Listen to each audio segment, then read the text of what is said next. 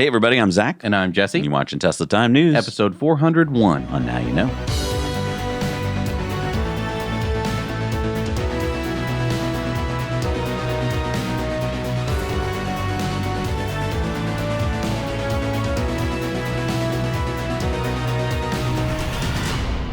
So May is a great time for spring cleaning. We've been trying to eliminate unnecessary toxins in our lives. And so that's why springtime could be a great time to take a look at upgrading your bed. Birch mattresses are GOTS and GreenGuard Gold certified, meaning that they are free of any polyurethane-based foams and harsh, unnecessary chemicals and pollutants. We both have Birch mattresses, and we love the sleep upgrade. It was important for me to choose a Birch mattress made with organic and natural materials because I can sleep easy knowing that I'm avoiding harmful off-gassing that can result from polyurethane foams. Unlike other brands, Birch mattresses do not contain fiberglass, which can be harmful to your health. Other mattress companies use fiberglass as a flame retardant in their products, but Birch mattresses are free of harmful fiberglass materials. In fact, Birch has its own manufacturing facility that is entirely free from products containing fiberglass. Unlike synthetic mattresses, the wool in Birch mattresses makes it hypoallergenic. I know the mattress I'm sleeping on is made with natural and organic materials sourced straight from nature, which are durable and comfortable. I sleep so much better now compared to my old mattress.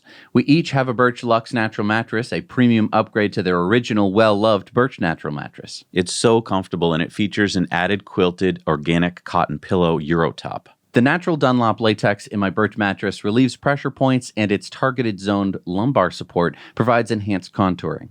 The mattress has over 1,000 individually wrapped steel coils to cradle your body and limit motion transfer. With your Birch mattress, you get a 100-night sleep trial along with a 25-year warranty. The best part about all this is that Birch delivers your mattress right to your door for free within the U.S.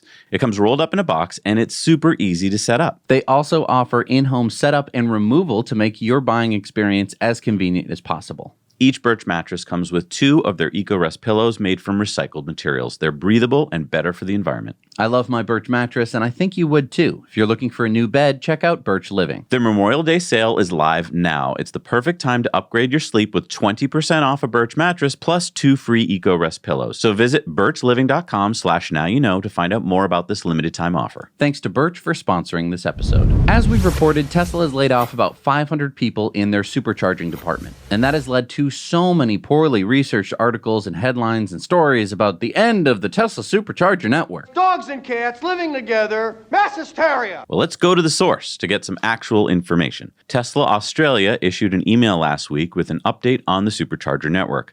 They said the Supercharger network is still core to Tesla's mission of accelerating the world's transition to sustainable energy.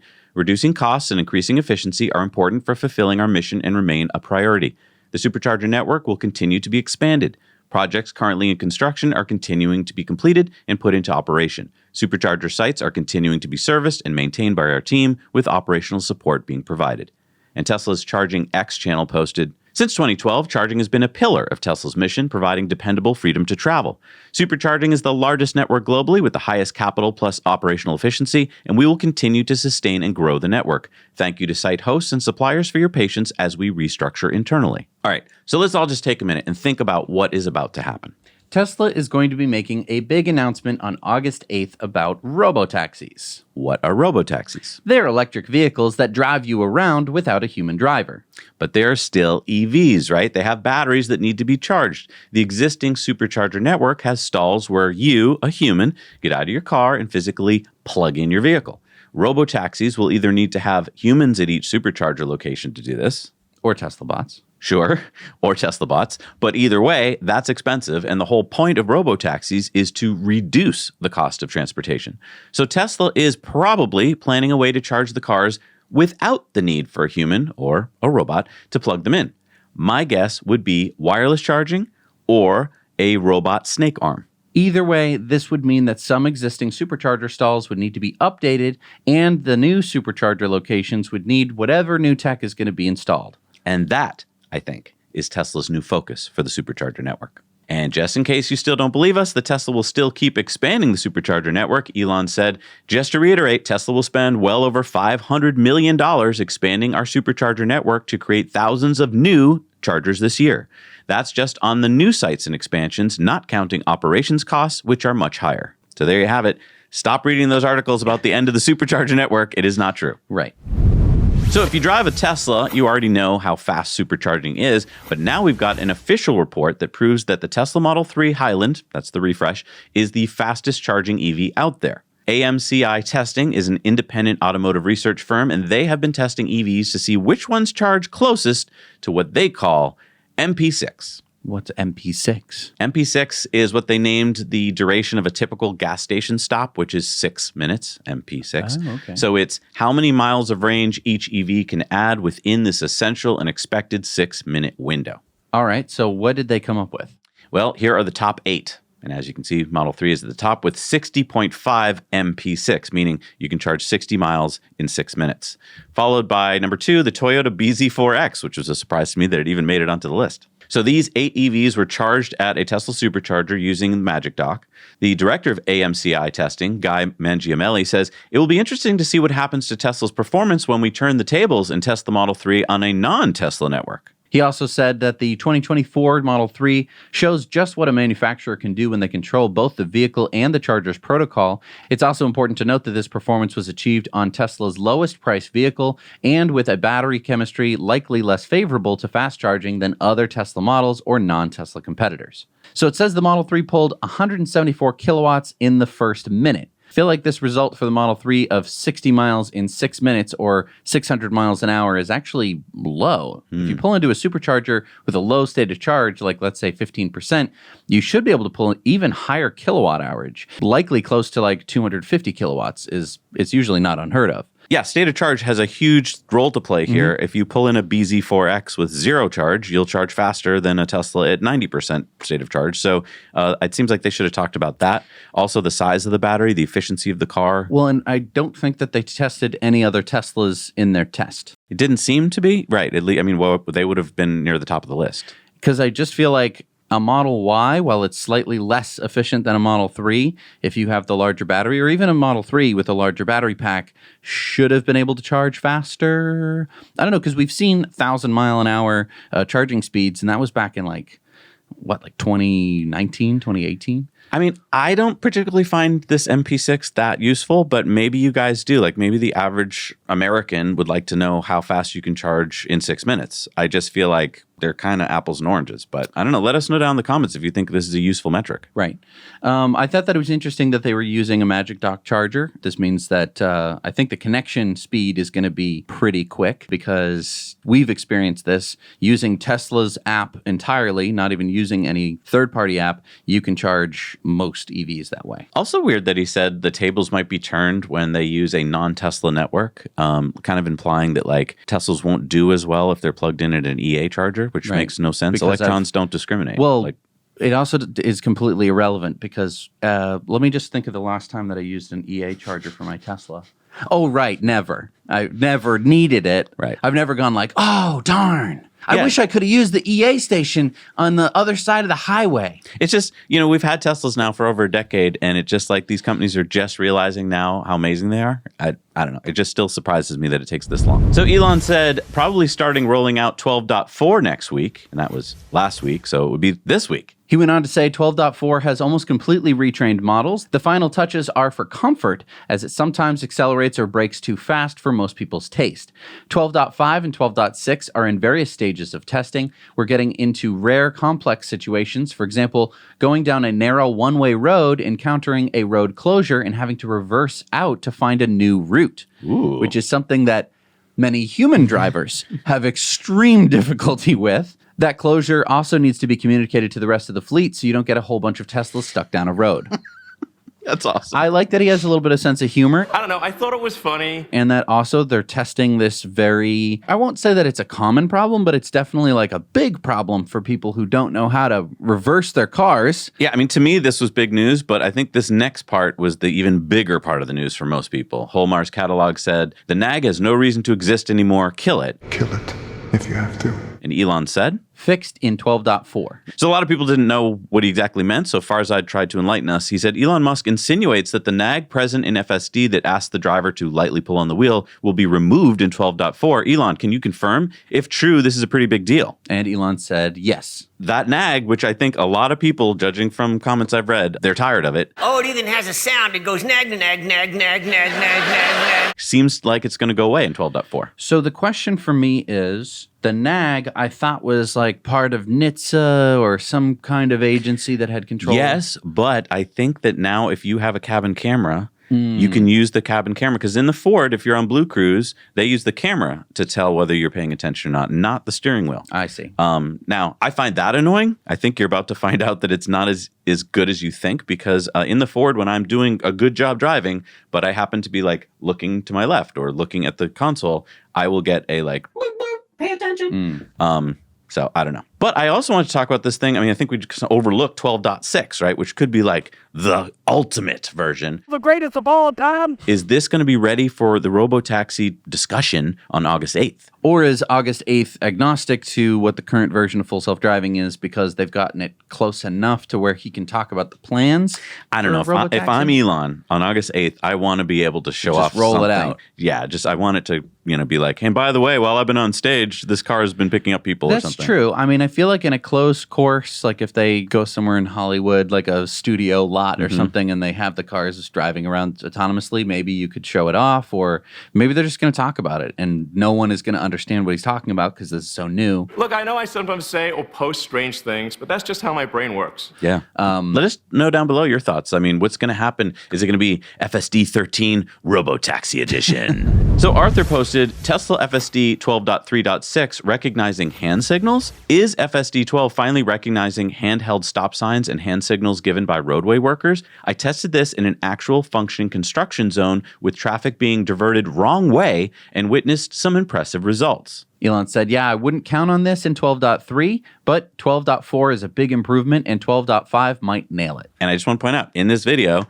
a construction person tells him to go this way, the wrong way, and it follows the directions, which is pretty cool. Although, I suppose that would mean that if you just put on a vest, you might not even could need just the start vest. telling cars where to go. You might not even need the vest, which might be the weird thing. I mean, as a human, you have to make that distinction too. Right. Everyone's going to go like, oh my gosh, a guy in a vest can divert traffic. Let's write an article about it. If a guy in a vest puts out a couple cones, holds a stop sign, and tells you to go a certain way, do you ever go like, let me see your credentials there, mister? No, you never do that.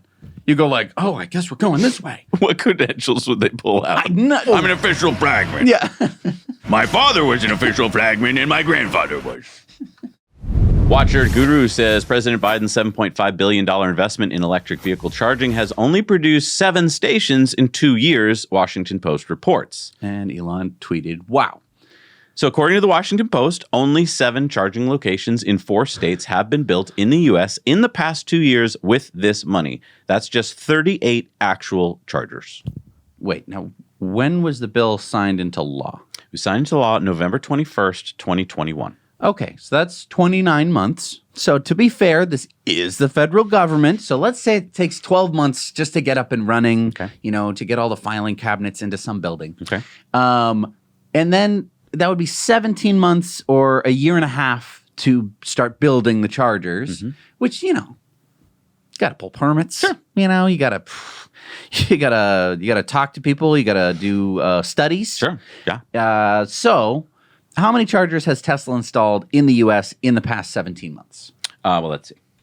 Tesla had 1,820 Supercharger locations in North America as of the 1st of January 2022. And now there are 2,517. So that means Tesla opened 697 locations in the past 17 months in North America. Now, each location averages about 9 stalls. So that's 6,342 Supercharger stalls in the past 17 months opened in North America. And just to be clear, that's giving the federal government a year to get started. Right. That's the full year. That's you asked for the past 17 months. That's right. what it is. Right. Yes. And the federal government they built 38 plugs. Yes. So for every one EV charger that the federal government opened, Tesla opened 166. And I'm just counting the Superchargers. I'm not even counting the destination chargers. But, I mean, what were the plans, right? Like, how many chargers did the feds plan on actually building? That money should have paid for 20,000 chargers in 5,000 locations, according to analysis by Atlas Public Policy. And where are these 4 states where federally funded chargers were built? Hawaii, New York, Ohio, and Pennsylvania, and under construction, they're in 4 other states. So this photo is from November when they started building a location in Ohio. Okay, but what the heck is taking so long? Well, I mean, each state has to start a program to accept the bids for projects. And so far, 17 states haven't even started that process. Yeah, whoa. I get it. So you take 12 months to set up the federal program. Right. And then those filing cabinets. Then you got to set up the state program. Right. And then they got to start accepting bids. Well, so then each state has to approve the projects, then submit those projects back to the federal government for approval there. And each project has to be operational 97% of the time, provide at least 150 kilowatts of power, and be no more than 1 mile from an interstate highway, along with many other requirements. So you see, building a charging network is no easy task, and yet Tesla makes it look almost easy. I mean, it's actually a miracle that we have these 7 locations. Yeah, it kind of is. Wow, great work, guys. I'm working sorry, so fast. I thought I had not paid attention to this for a while, and I thought by now we would have hundreds or thousands of them. And to have 7 is just kind of a joke. Well, you clearly don't understand. We got to do this the right way. Well, as Elon says, I'm starting to think that the government is not efficient at spending. So last week we reported on Ford's massive Model E division losses in Q1. Now Bloomberg is reporting that Ford cuts battery orders as EV losses top $100,000 per car. And Elon responded on X, making a great electric car at a great price is extremely difficult.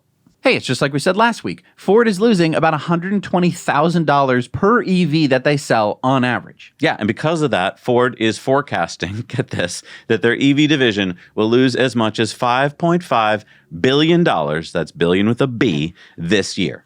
CEO Jim Farley said during the Q1 earnings call that the Model E division is the main drag on the whole company right now. Wow. Isn't it a drag making EVs? It's such a drag. How do you... Can't we go back to making them the old way? How do you do that? Like, there's people who work at Ford. This isn't like if you told me, like, one day you're just like, Jesse, quick, how does Ford make EVs? I'd go like, they'll buy batteries and they'll put them in cars and buy motors and put them in cars and then you sell the cars. And then they'd go like, Jesse, you messed up. You didn't think of all these 4 billion things that are the problem. And then each car now costs $120,000 in losses. And I would have gone like, oh no, but it wasn't my job. But Ford has thousands of employees who are all like trained engineers and analysts and people who have offices and computers and they go into work every day and they have health insurance and they have like paid time off and they can think about things and spend time and work with other people and have meetings and do all this kind of work. And they end up with this? How do you do that? Wasn't someone going to, like, at a meeting go like, okay, so I did the math. Well, you actually just said why. They spend a lot of time doing all those things. None of those that you mentioned had the word EV in them. Well, but I mean, you had time to think about it, and no one at a meeting was like, well, I just did the math, and if we do all this, we're going to lose $120,000 per vehicle on average. They didn't spend any time thinking about it. They thought that it wasn't going to be a problem. They thought people weren't going to buy EVs. How? Because they're morons. Hey, if you like the work that we do, please hit the like button. It really helps us out. All right, so the Franz signed Cyberhammer is now available for sale on Tesla.com. We got ours using referral credits, but now Tesla has apparently decided to release it for sale as a limited edition for $700. Tesla's director of product design, Javier Verdura, posted, "It's hammer time." Hammer time. And it's sold out. Yeah, I think they only made 800. So, yeah, well, I guess a few extra people got to get it. Yeah. Don't use it on your Cybertruck. It says right on the label, not to be used on for hard surfaces. It's just for gym use. Yes. This is a gym hammer. So now is the time to buy a Tesla Model Y, I guess. Yeah, as we reported last week, Tesla just came out with a new variant, the long-range rear-wheel drive that starts at $44,990 before any incentives. So with the federal $7,500 EV tax credit, it starts at $37,490 with 320 miles of range. Now, all that is true, and Tesla just announced they're offering 0.99% APR financing through the end of this month. 0.99%. What's the average auto loan rate in the U.S. right now? It really depends on your credit rating, but you can easily pay 7% or more. So how much savings would a 0.99% APR be over a 7% APR? Well, let's say two people bought identical Model Ys, both cost $39,000, let's say, after the federal tax credit, and got a couple upgrades. Okay. And both got 60-month loans. Okay. The person who gets the 0.99% financing from Tesla pays a monthly payment of $666.49, and over the life of the loan pays a total of $989.29 in interest. The person who gets the 7% financing pays a monthly payment of $772.25 a month, and over the life of the loan pays a total of $7,334.80 in interest. Wait. Hold up. Wait a minute. Hold on. You're saying that the 0.99% financing from Tesla could save over $6,000 in interest? Yep, and it lowers your monthly payment by over $100, but I'm not saying it. Math is. You can do your own calculations. Go to any auto loan calculator. I used Investopedia's. The link is in the show notes. Auto financing is one of those things that most people don't think about when buying a car, but it makes a huge impact on the total cost. So Tesla is essentially giving a huge discount to the car. How are they able to do this financing? I don't know. I don't know if they have their own financing arm or if they've just if they're going to make the extra payments or something. And I don't know exactly why they're doing this, probably to boost sales in this quarter, but I don't know if sales are sluggish or what. Would this save you more money if you had a longer term loan? Because Yes. I know they offer 72 months. I just chose 60 months, but yeah, you can choose 72 months. I mean, which you might want to do to lower your payment. But usually the problem with a 72-month loan is that you're paying more in interest because Right. it's over a longer time frame. Right. But now with a lower interest rate, so this is lowering the monthly payment. This is getting more people into these cars. Totally. And I think that's the problem right now is we haven't been thinking about these high interest rates for a long time. They've been really low. And so if you got used to that and then you went into a car dealer or a bank and you're like, wait, how much do I have to pay? Right. And then you're like, maybe I can't buy that car. Wow. And I think a lot of people just didn't do that math until the day that they were going to buy it. And then they were like, oh, crap. So, I mean, I think that this is really exciting, but I'm sure a lot of people don't know about this. I feel like if your friends and family have kind of been like on the fence about buying a Model Y, this might be a good time to be like, you need to buy this by the end of the month. Yeah. All right, it's time for the Cybertruck Roundup. Yeehaw! The Cybertruck Roundup. Tesla owner Silicon Valley says, when will FSD come to Cybertruck? Traffic has been killing me. Elon said, we must focus on full self-driving. For the other 99% of the fleet, Cybertruck full self-driving is a few months away. Oh, I have to drive I have to keep driving my truck. I mean, I would like it if they just got autopilot working. That would be good. Just for the highway. Otto Olson posted this awesome DJ setup using the bed of the Cybertruck and the power of the Cybertruck. I used to be a DJ. I can only imagine if I pulled up to a middle school with my Cybertruck. I have accidentally driven past a middle school and disrupted the entire lunch. Like, we're like 300 yards away, and you can see the kids go like, locked on. That is a Cybertruck. I mean, except that they're 12, so they're going like, that's a Cybertruck. And you just see the pandemonium, and then I drive away. And for the rest of the day, it's like, sit down, Sit down. sit down, calm down. It also turns out that a rigid toolbox slots perfectly into the slots on the bed. Oh, so it doesn't move around. Doesn't move around at least as much. Did Rigid know about that? Did you see the memo about this? Yes, or did they Did Tesla know about this? I don't know. Or did they just put it at 12 inches or 16 inches and And it it just so worked out? happens to fit? And it turns out that the rumors are true. The Cybertruck does rust. Look at that. What? I'm just How kidding. did that? I'm just kidding. It's a wrap. It's a wrap. So they intentionally, yeah, I mean, stainless steel again. But somebody thought that I looks wonder nice. if there's any like bad journalists out there that are going to be like, I told you. Tesla didn't respond to my comment. And check out this mirror rose gold wrap Cybertruck with 30-inch dual tone wheels. Those wheels. Okay. Yeah. That's Rapper's delight. interesting. And according to Car Scoops and some other sources, the Cybertruck Foundation series is getting 2 new options. We didn't get these options. Number 1 is the tactical gray interior. Tactical gray sounds so cool. I like the white interior. I mean, you keep the dark seats, but you still have the white. I like that. The next is a new set of 35-inch all-season tires that boost range. So, for instance, our dual motor with the off-road Goodyear tires has a range of 318 miles. If you switch to the all-seasons, you get 340 miles of range. 22 miles more. Wow. And by the way, Tesla plans to make about 20,000 Foundation Series Cybertrucks. I think ours is in the 6,000s. I've heard about the 8,000s are out now.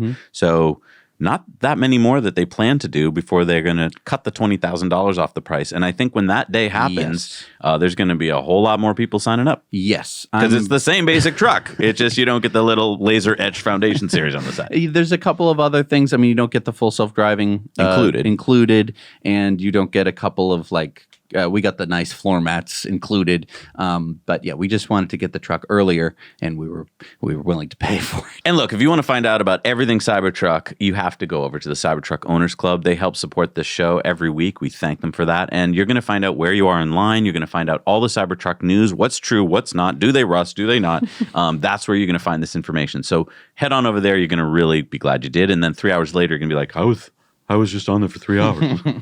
Over on our Now Let's Review channel, we review everything electric, and that includes EV chargers. This week, we reviewed the Wolfbox EV Charger that looks like it was designed specifically for the Cybertruck. And we tested it with our Cybertruck. So you want to know about the features, right? How long is the charging cable? Is it well built? How does the RFID card work? How many amps? Safety protections, how to mount it, and more. And that's what we do. That's what we do. We use it and test it and run it through its paces because there are a lot of EV chargers out there, and we think it's helpful to see all these products, including e-bikes and composters and EV chargers, reviewed by two guys who have been using these products for years. So go subscribe to Now Let's Review today and let us know what you'd like us to review for you. And over on our other channel, Now We Adventure, we have a new video up this week, our e-bike adventure number 4, and what an adventure it was. We almost didn't make it to our destination. Yeah, we traveled from Topsfield to Newburyport, a route that I didn't think was possible, but with our fat tire e-bikes, well, you'll have to tune in to see how we fared. And thank you to everyone who's joined us over on the Now We Adventure channel so far. I love reading your comments and sharing our routes with you. E-biking has brought some much-needed adventure into our lives, and I hope we inspire you to try e-biking and go on some adventures of your own. If you do, please share them with us. In fact, coming up later on today's show, we have an e-bike adventurer from Germany, so stay tuned for that. So cool to think that we might have inspired that. Yeah. All right, so last Friday, The Break posted on X, the anti-Tesla activists break through the police lines and reach the fence of Gigafactory. Police seem disoriented.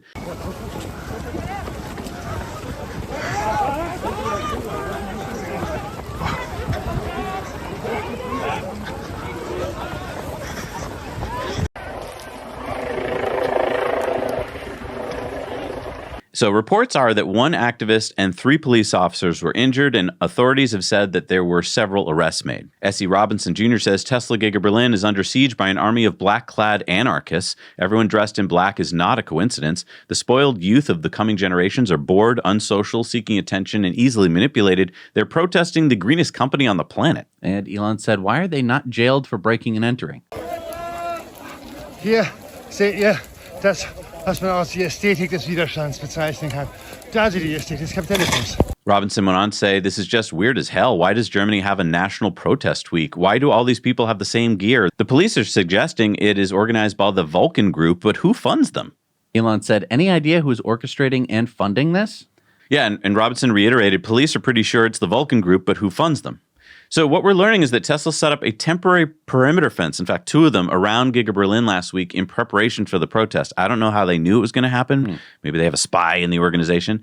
And Elon went on to say, something fishy about this, that they be that dumb. Andrea Strappa said, sooner or later we'll find out who is behind these puppets. It seems strange that these German activists are interested in Tesla, but they are not about the chemical industries and legacy automakers that pollute enormously and have many factories in Germany. Ian went on to say it's Antifa. They hate Elon. Police know who they all are. They get arrested and then released. Elon says, why do the police let the left-wing protesters off so easily? And it is weird because one of their big arguments is that Tesla's GigaBerlin factory uses so much water to make their cars. But let's take a look at actual data, okay? So Tesla GigaBerlin uses 1.8 cubic meters of water per vehicle. And you might be like, that's a lot. But then look at what Volkswagen uses, or the industry average. It's more than double.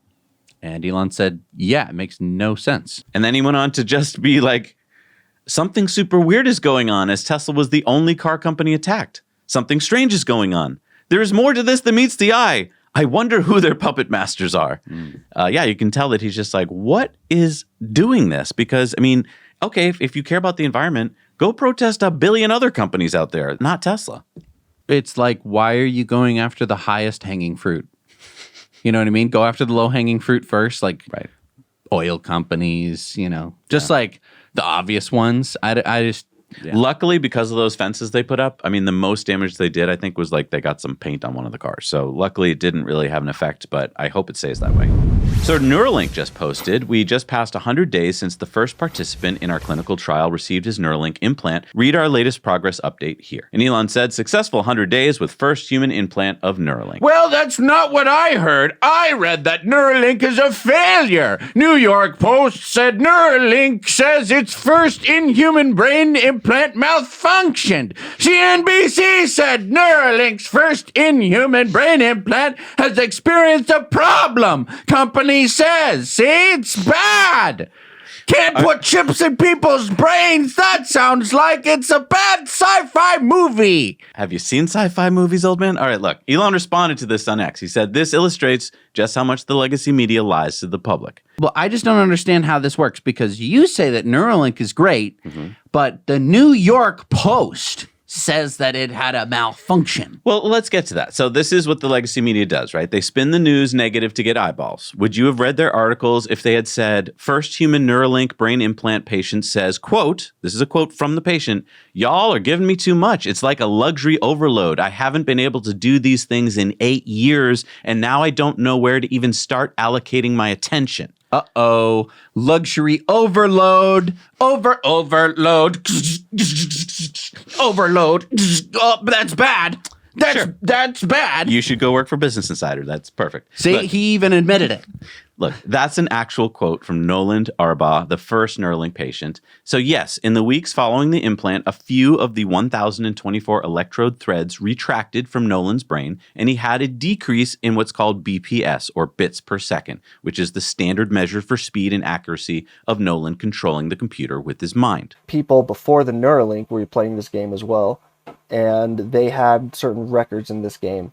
I think that record was like 4 point something at that time. I think I broke that on my first day doing this. Uh-oh. Yes, The threads retracted from his brain? Yes. Did they suck his brain out of his skull? Oh, no. Malfunction. Overload. Danger.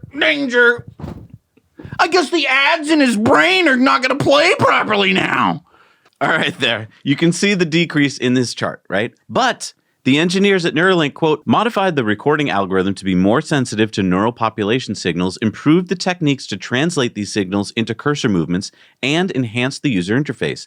These refinements produced a rapid and sustained improvement in BPS that has now superseded Nolan's initial performance. Isn't that incredible? So some of the electrodes did pull out, but they reprogrammed it so it works even better with less electrodes. And yet, of course, legacy media goes negative. One of the most amazing new technologies to come along ever.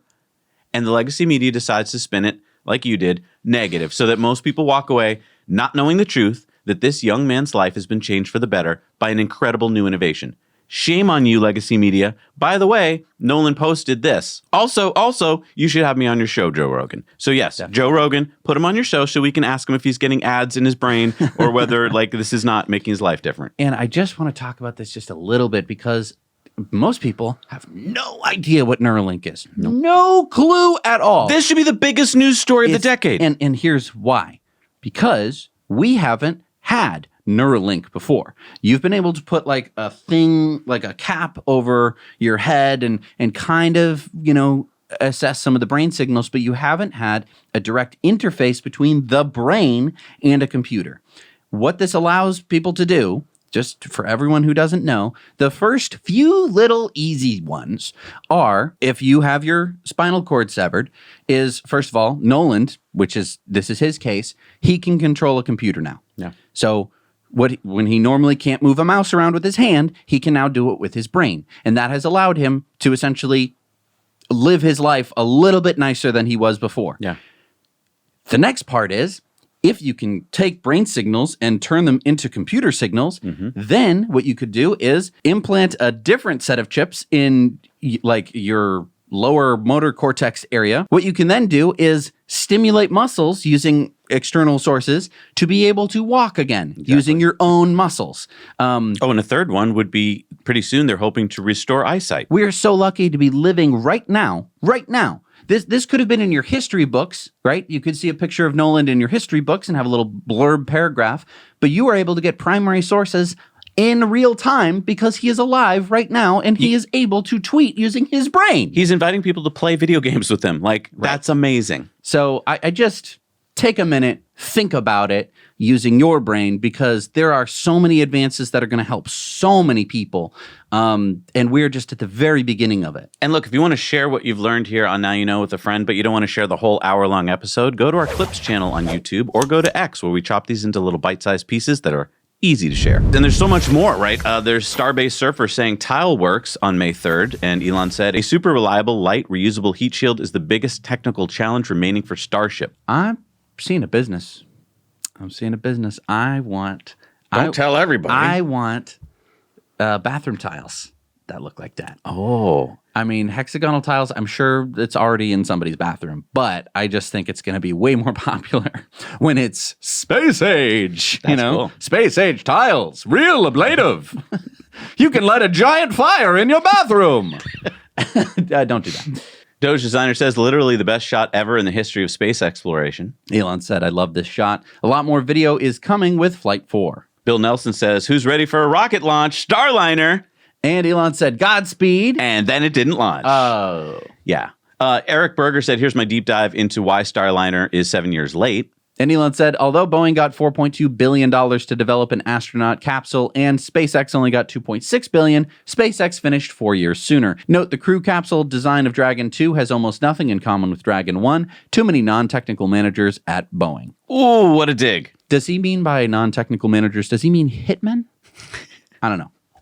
William Hardwood said, Starliner CFT, unexpected behavior of an oxygen relief valve in the Atlas V Centaur upper stage, described as a chattering, has prompted a scrub of this evening's launch. It's not yet clear when another launch try will be attempted. We'll pass along updates as soon as more information is known. And yes, so Starliner was delayed. Mario says, record Brazil flooding, Starlink to the rescue. Elon sends 100 Starlink devices to the Rio Grande do Sul region in Brazil to assist them with their historic flooding. And Elon said, glad Starlink could be helpful to the people of Brazil. Then he loaded up jets full of them, in fact, 1,000 of them. Given the terrible flooding in Rio Grande do Sul, Starlink will donate 1,000 terminals to emergency responders and make usage for all terminals in the region free until the region is recovered. I hope the best for the people of Brazil. And the governor of Rio Grande do Sul says, thank you, Elon Musk, for the donation of 1,000 Starlink internet antennas. With this equipment providing data service and connectivity throughout the entire calamity period, it will be immensely valuable during the reconstruction phase of our state. And Elon said, you're most welcome. Elon retweeted the SpaceX post of photos from today's Starship static fire, so we can get ready for number 4. And Elon said, Starship's preparing for space flight. John Krause says, when is Flight 4? Any new objectives or profile changes or a repeat of Flight 3? Elon said probably 3 to 5 weeks. Objective is for the ship to get past max heating, or at least further than last time. So max heating is when the rocket is coming back into the atmosphere. Oh, and the heat tiles are getting warm. The heat tiles are getting warm because you're taking something that's moving faster than you've ever seen anything move and slowing it down to something to where it's probably the fastest thing you've ever seen move. Mm-hmm. And Elon said what Earth looks like in radio frequency from the Starlink direct-to-phone satellites. Ooh. That's a neat map. He went on to say, our 75th launch from Vandenberg, California. And Eva Fox says, SpaceX's Starlink has received approval as an internet service provider for retail consumers in Indonesia, the country's communication minister, Budi Ari Setiadi, said. Elon said this will really help Indonesians in remote locations that don't have internet today. A lot of space news. A lot of space news. Woo! All right, now it's time for Into the Future, sponsored by our friends at Henson Shaving. If you want to pick up your Henson razor, you can get 100 blades for free. They're still offering this amazing deal after over a year and a half of offering it. Just use the code NOWYOUKNOW when you check out and make sure that those blades are in your cart. So we report on VPPs a lot here on TTN. VPPs, of course, are virtual power plants, homes with solar panels and batteries that aggregate their stored power and can feed it back onto the grid to power their neighbors' homes when the grid needs some extra juice. Well, Tesla isn't the only player in this space. In fact, the company with the biggest VPP in the United States is Sunrun. Sunrun has a VPP in California consisting of 16,200 of their customers' homes. It's called CalReady VPP. And last summer, CalReady delivered 32 megawatts of power to Pacific Gas and Electric's grid during evening peak hours. Sunrun expects to double the 8,500 homes that participated last summer. CalReady will support the California grid from 4 to 9 p.m. May through October. During this 5-month period, the California Energy Commission may use power from CalReady's members' batteries up to 35 times, and Sunrun CEO Mary Powell said that, quote, a typical consumer won't even notice that they're sharing their stored power to bolster the grid while getting compensated for doing so. And the cool thing is that Sunrun primarily uses Tesla Powerwall batteries. So as Sunrun expands its VPP, it helps grow Tesla Energy's bottom line. Pretty cool. That is really cool. All right, it's time for going green. Want to get stuck the next time you're charging your EV? Sure you do. It'll be fun. You can play the game, Will a Bear Come Attack My Car? Because let's face it, when your EV is plugged in, you can't drive away unless you get out of the car and unplug it. And that exposes you to the bear. Or the deranged crazy person. It's gun proof, right? I got a gun. I'm gonna shoot it, all right? Here, let me get my gun ready. All right. Or the fire. Or the tree that's about to fall on your car. You know I can't do that. What? You don't want to play that game? Well, then you better get one of these, the EVJect Escape Connector. Our buddies Craig and Eric heard our call and came up with an incredibly perfect solution, and it is now available for everyone, and we couldn't be more excited. As you can see, we've been using it, testing it, and we love it. It solves the problem of you being stuck while you charge. You just attach the EVJect connector to the charger head before plugging in. If something sketchy happens while charging, simply hit the lightning bolt button on your screen, shift into drive, and the EVJect connector will break away, allowing you to drive away all without damaging the charger or your car. You see, the Supercharger is fine. All that's left is the other half of the EVJect connector. And if you're like, but I don't want to break my shiny new EVJect Escape Connector, I'd rather get mauled by a hungry bear. Well, your EVJect Escape Connector wants to get used. That's what it was designed and built to do. And our friends at EVJect will give you a new one for free if you have to use it in an emergency situation. So don't hesitate. Order your EVJect today at evject.com and use our referral code NYK, that is NYK, to save you 50%. That's right, 50% off. Now, it may be too late to get one for your mom for Mother's Day, but she's still your mom, and she'll still love getting it from you so that that bear doesn't get her the next time she's charging. All right, so we have an episode coming up soon on disruptive investing where we talk again with our friends Brett and Kira at Solarola out in Wisconsin. They are the amazing duo that makes these solar-powered electric VW camper vans and microbuses. So many cool different projects. And while we were talking with them, they mentioned that they were thinking of converting a pontoon boat to solar electric. And we were like, wait a minute, we were going to convert a pontoon boat too. So we decided to turn it into a bit of a competition and see who could build one first and whose will go faster and whose will have more solar and any other competitive thing we can think of. But well, I think we're already off to a bad start because Brett and Kira already have their pontoon boat. Damn it. They're so fast. We don't have one yet. So, okay, here's where you guys come in, you lovely Now You Know community. We need a pontoon boat so that we can beat Brett and Kira. Okay, so we need to convert it. If someone has an old pontoon boat lying around collecting leaves, maybe the engine's died, maybe it sprung a leak, or maybe you forgot you had it. Let us know, and maybe we'll come pick it up with our Cybertruck and tow it back to the workshop and fix it up and convert it. We need to catch up with Brett and Kira. Come on, people. So if you have a pontoon boat that you'd like to see us convert to solar electric, we made a quick and easy Google form to fill out. The link is in the show notes below. It only takes like 30 seconds to fill out. Let us know, and maybe your pontoon boat will get a second life as an electric pontoon boat, and maybe, just maybe, we'll beat Kira and Brett to the punch, although our odds are not looking very good right now. And stay tuned to our Disruptive Investing interview with them, which is coming up soon over on our Disruptive Investing YouTube channel. And I feel like, I mean, if someone has a pontoon boat that they even use, but they're like, it's kind of loud and stinky, let us convert it for you. It's true. And we'll bring it back to your lake and, we'll just come visit you from time to time. We'll have like a little pass we can show, like, coming through. All right, it's time for Sunspots. All right, so let's go to Goleta, California, where they've got this Tesla Megapack, 60 megawatts, 160 megawatt hours of Tesla Megapacks at Grid Stores LLC site in Goleta, California. And they're now Santa Barbara County's largest power resource, surpassing the local peaker plant. So you know all the time we talk about that batteries can actually replace gas peaker plants. And a lot of people are like, that can't be true because gas peaker plants are really big and these are not that big. So how could that work? Right, because gas peaker plants have a lot of stuff that you have to do to make the power, and batteries are really condensed and small. So that's how you do it. And so when the grid is calling for power, because like everyone's turning on their AC at once, you can either fire up that gas peaker plant, which takes like a half an hour, or you can just go like bloop with a digital switch and the batteries turn on. It's so amazing. And I just love showing these to more and more people because I think, first of all, most of the time you don't see from the air. You just drive by and these are, have fences around them. So you don't even know they're there. And then you're like, oh, there's a bunch of white boxes. Maybe those are shipping containers. Exactly. Maybe those are trailers that people do work in or something. Right, or it's a new storage facility or something. Oh, it's self-storage. No, it is storage. But it's storing energy. Yeah, and the other part is that, as the tweet says here, the battery storage system bolsters grid reliability for the region and supports California's transition to renewables. So you need the batteries to go with the solar and the wind because obviously they don't blow or shine all the time.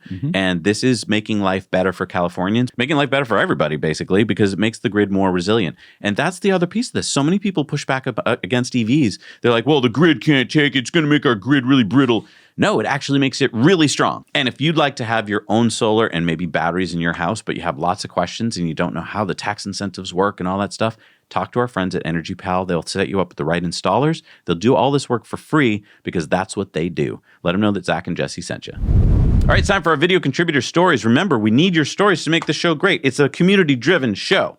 So send them in to hello@nowyouknowchannel.com. Make sure they're 2 minutes or less. Shoot them in landscape with good audio and no music. You guys have been great at doing that lately. Thank you so much. What do we got this week? Philip sent us this story about the solar field near Leipzig, Germany that he found while on a bike ride.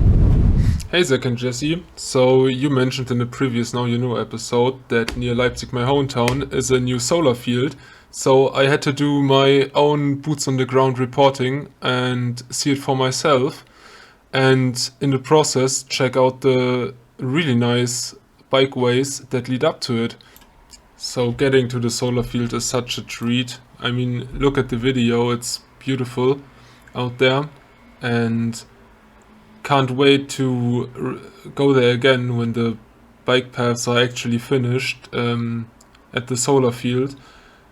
It's gonna be really great, and the solar field is coming up now. So let's have a look. Man, all this. Oh, there it is! Guys, we found it! Nice one! Damn, that's huge! What the hell? That's like a real bummer. There's a fence and the signs say don't enter. In the end, I found my way around the solar field.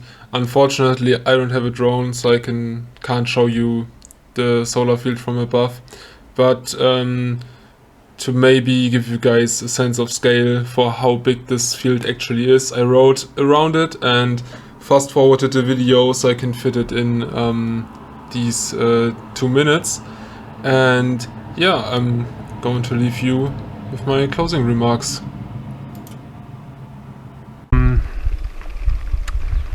Yeah, it all ends here, for me anyway, so I think it's gonna be great when it's finished. And yeah, now you know. That is awesome. Nice. I love they didn't let a fence stop him. He found a way around and he showed us the solar field. And yeah, that is amazing, isn't it? I mean, I just feel like a lot of these solar fields should have bike routes around them, and like that'd be so cool. I agree. Thank you for showing us that, Philip. I really appreciate it. All right, it's time for our Patreon bonus stories. We've got so many Patreon bonus stories, Investor Club bonus stories. We got our disruptive investing this week. So much more content for you guys to learn about what's really going on in the world, not the bullshit you learn from other sources. So please support us on Patreon. It's only $1 a month for all the bonus stories. We'll see you over there.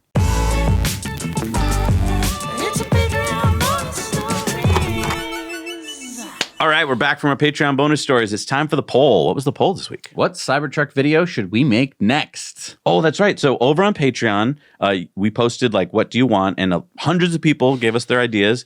You counted the ones that had the most votes, right?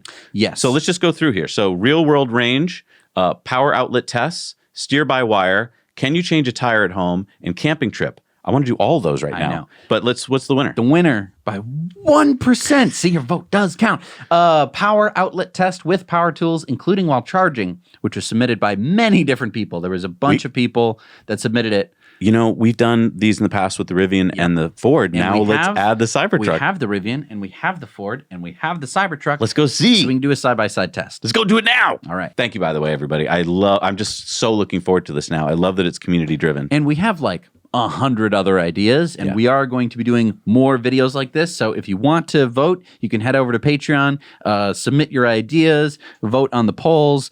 We are going to be doing a couple of polls over on YouTube. So because YouTube allows us to run polls, so also on X. probably do that, and we'll do one on X as well. Speaking of X, it's time for Elon's X's of the week. And I know a lot of people ask, like, why are you doing this? Why do you do this X part? This is how you learn about what's going on in Elon's mind, which means all of his companies is exposed to you if you just read it. What we do is we go through and we take out the hundreds of posts that you don't really need and give you the ones we think are either super funny or super relevant. Elon said, actually smart summon and banish Autopark with no one in car coming soon. Tesla owner Silicon Valley said a joke, 2 weeks, Elon Musk always delivers, but hella late. Elon said, I am pathologically optimistic with time, have been ever since I was a kid. My brother Kimball would tell me an earlier time for the bus schedule from school so that I would actually be there on time. LOL. Thank you, Kimball. If Yes. it weren't for you, he might not have gone to school.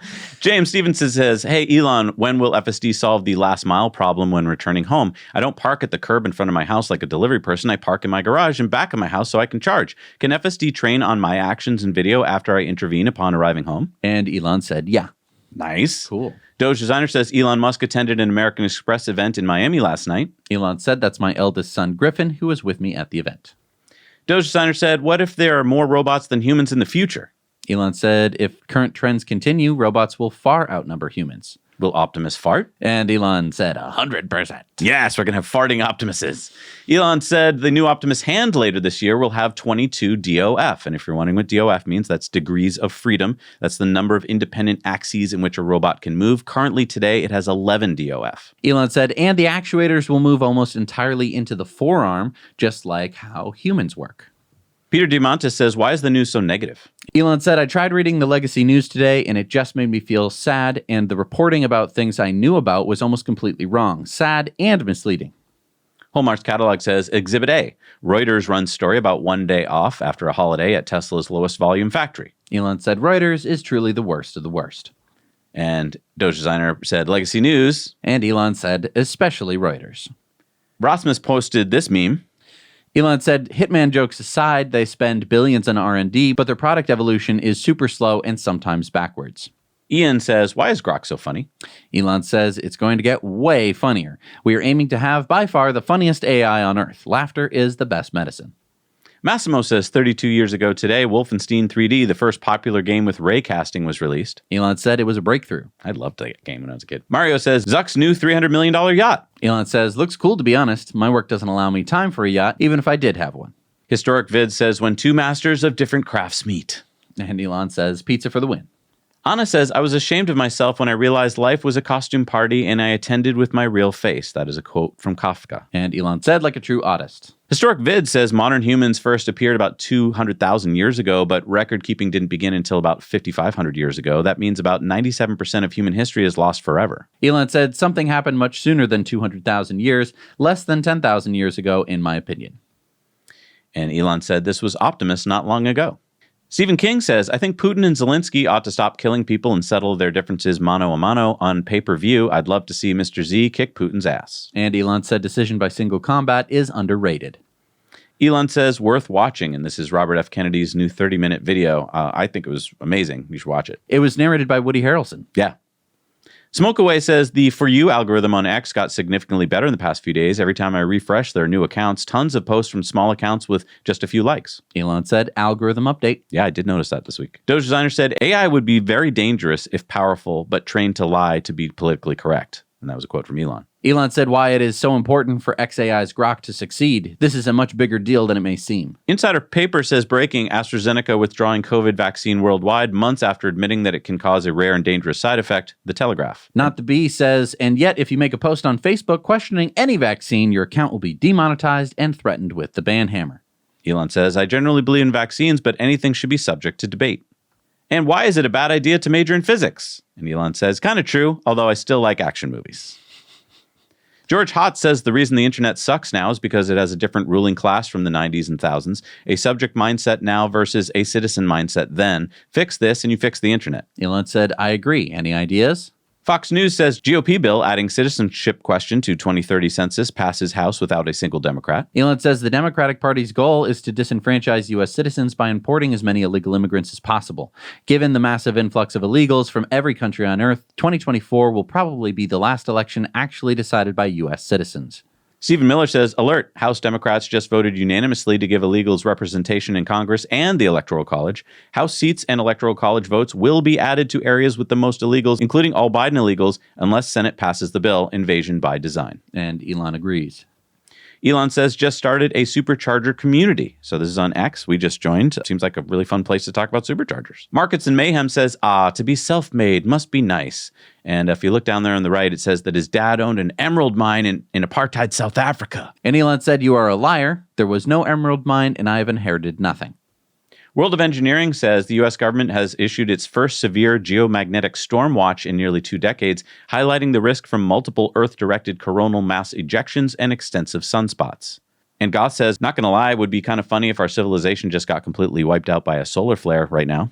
Elon said SpaceX satellites are feeling this solar storm. It's big. Major geomagnetic solar storm happening right now, biggest in a long time. Starlink satellites are under a lot of pressure, but holding up so far. And if you're going like, oh, that's funny how like almost the entire United States can see the Aurora Borealis, they're related.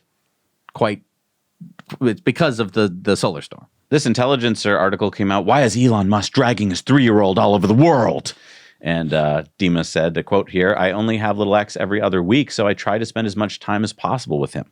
Yeah. Screw Elon dragging his poor son. He looks so sad. Yeah. Playing with robots and rockets.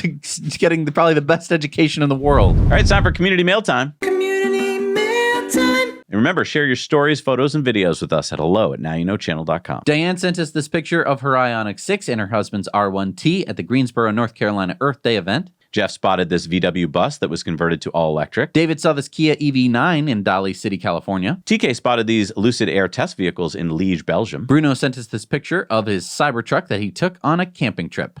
Nice. Jerry spotted this Cybertruck being used by Maynard Realty in Winder, Georgia. Make the sign bigger. Yeah, I know. You can't read it. Don saw this Model Y with some bales of hay in Charlottesville, Virginia. Angelo spotted this wrapped Cybertruck in Palm Springs, California. Wow. Steven spotted this custom wrapped Model 3 in Leduc, Alberta, Canada. Wally spotted this EV delivery van in Vancouver, British Columbia, Canada. Tariq found this fleet of EVs being used by the Los Angeles government. And Caroline spotted these 2 Cybertrucks at the Cars and Coffee event in Lafayette, Colorado. Nice. You can see the high and the low. Yeah.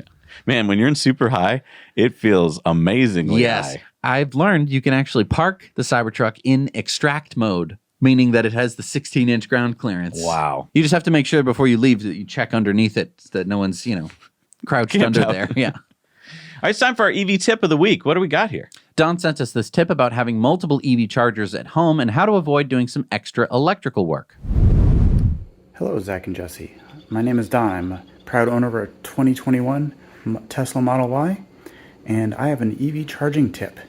When I first got this car, I had an electrician come and add this sub panel here, and what was a 50 amp and now 60 amp circuit for charging, and this wire run that was compatible to handle that.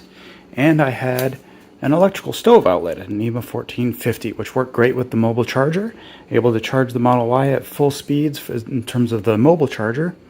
But when we decided to add a second Tesla to the family, a Model 3, we wanted to be able to charge both at the same time, or at least leave them plugged in for scheduled or overnight charging. And I found that not all chargers are the same. The Tesla wall connector does allow circuit sharing.